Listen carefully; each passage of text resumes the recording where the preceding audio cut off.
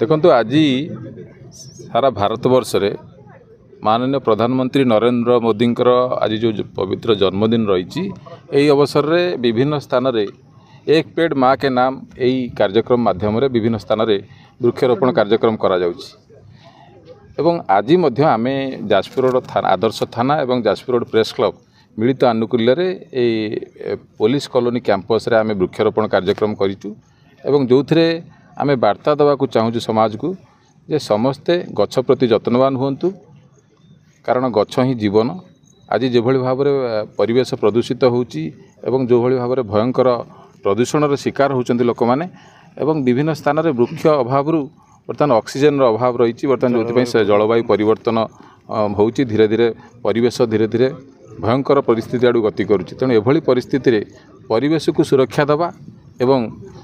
परिवेश प्रति जत्नवान होगापाई समस्ते गछ लगेवा दरकार जो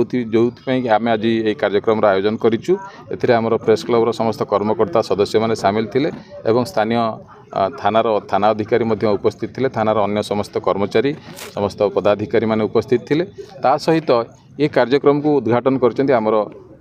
जाजपुर रोड एसडीपीओ ताक द्वारा आम एक वृक्षरोपण कार्यक्रम को उद्घाटन करिचु एवं आम वार्ता देवाक चाहूँ समस्ते एप्रति जत्नवान हुंतु, समस्ते गछ लगेवाई आग्रह प्रकाश करंतु एवं जोठी भी फांका स्थान रोचे जो जगार आम देखुं गछ लग जापर पड़िया हो रास्ता कड़ हो स्कूल कॉलेज हो विभिन्न स्थान में आम गछ लगे केमिति आहुरी परिवेश को सबुजिमामय करवा से आम वार्ता रखिबु।